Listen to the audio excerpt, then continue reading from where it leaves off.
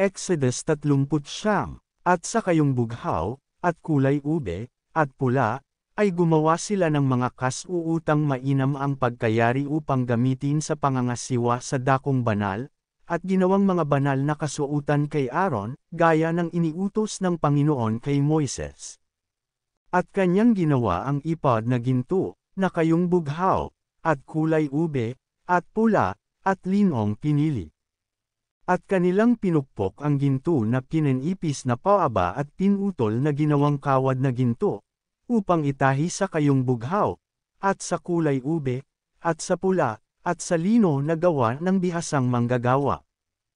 Kanilang iginawa ng mga pangbalikat, na nagkakasugpong, sa dalawang dulo ay nagkakasugpong. At ang mainam na pagkayaring pamigkis, na nasa ibabaw ng ipod upang ibigkis, ay kaputol at gaya ng pagkayari ng ipod, na ginto, at kayong bughaw, at kulay ube, at pula, linong pinili, gaya ng iniutos ng Panginoon kay Moises. At kanilang ginawa ang mga batong onyx na pinamutihan ng kalupkop na ginto, na ayos ukit ng isang panatak, ayon sa mga pangalan ng mga anak ni Israel.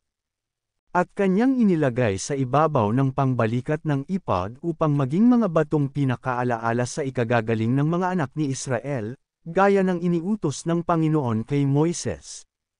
At kanyang ginawa ang pectoral, na gawa ng bihasang manggagawa, gaya ng pagkayari ng ipod, na ginto, at kayong bughaw, at kulay ube, at pula, at linong pinili.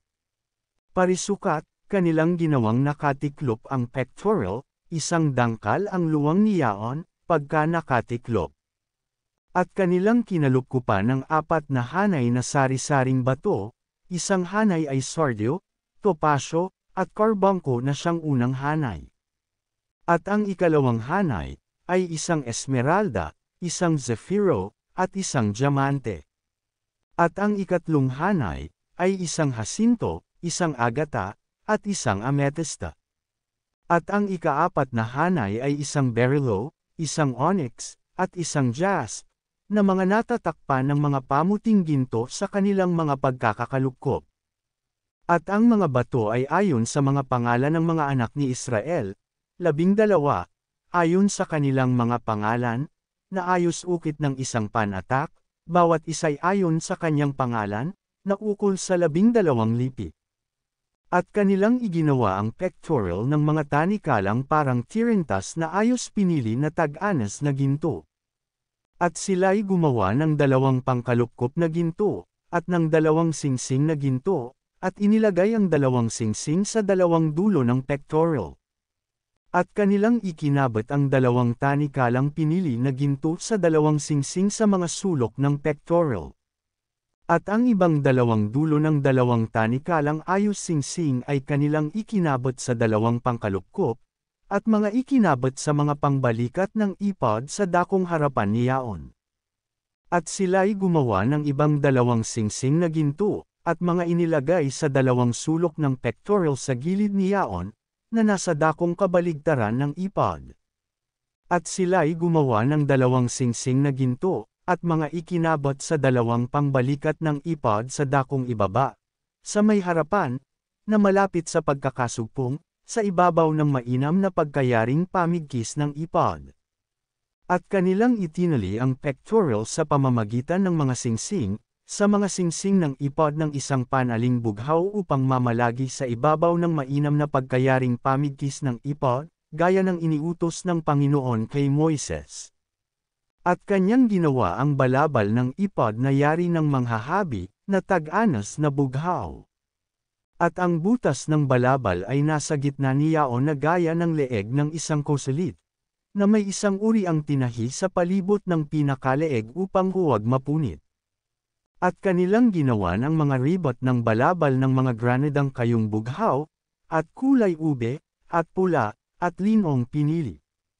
At sila'y gumawa ng mga kampanilyang tag-anas na ginto, at inilagay ang mga kampanilya sa pagitan ng mga granada sa ibabaw ng ribot ng balabal sa palibot, sa pagitan ng mga granada. Isang kampanilya at isang granada, isang kampanilya at isang granada, sa ibabaw ng ribot ng balabal sa palibot, upang ipangasiwa gaya ng iniutos ng Panginoon kay Moises. At kanilang ginawa ang mga tanika na lino na yaring hinabi para kay Aaron, at sa kanyang mga anak. At ang mitra na lino, at ang mga mainam na tiara na lino, at ang mga salawal na lino na kayong pinili na lino. At ang bigkis na linong pinili, at kayong bughaw at kulay ube, at pula, nagawa ng mangbuberda, gaya ng iniutos ng Panginoon kay Moises. At kanilang ginawa ang lamana ng banal na korona na tag-anes na ginto, at sinulatan ng isang titik na ayos-ukit ng isang panatak, banal sa Panginoon. At kanilang tinalya ng isang panaling bughaw, upang ilapat sa ibabaw ng mitra, gaya ng iniutos ng Panginoon kay Moises. Gayon natapos ang buong gawa sa tabernakulo ng kapisanan, at ginawa ng mga anak ni Israel ayon sa buong iniutos ng Panginoon kay Moises, gayon ginawa nila. At kanilang dinala ang tabernakulo kay Moises, ang tolda at ang lahat ng mga kasangkapan ni Yaon, ang mga kawit, ang mga tabla, ang mga barikilan, at ang mga haligi, at ang mga tungtungan. At ang takip na mga balat ng mga tupa na tinina sa pula, at ang takip na balat ng mga puka, at ang lambong ng tabing. Ang kaba ng patuto at ang mga pinggan ni Yaon, at ang luklukan ng awa. Ang dulang, lahat ng mga sisidlan ni Yaon, at ang tinapay na handog.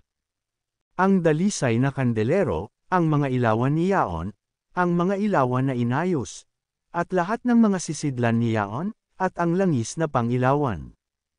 At ang damba ng ginto, at ang langis na pangpahid, ang mabangong kamangyan, at ang tabing na gamit sa pintuan ng tolda.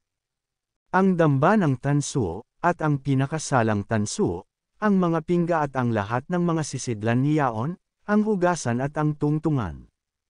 Ang mga tabing ng looban, ang mga haligi, at ang mga tungtungan at ang tabing na pangpintuang daan ng looban, ang mga panali, at ang mga tulus, at lahat ng mga kasangkapan sa paglilingkod sa tabernikulo, na gamit sa tabernikulo ng kapisanan.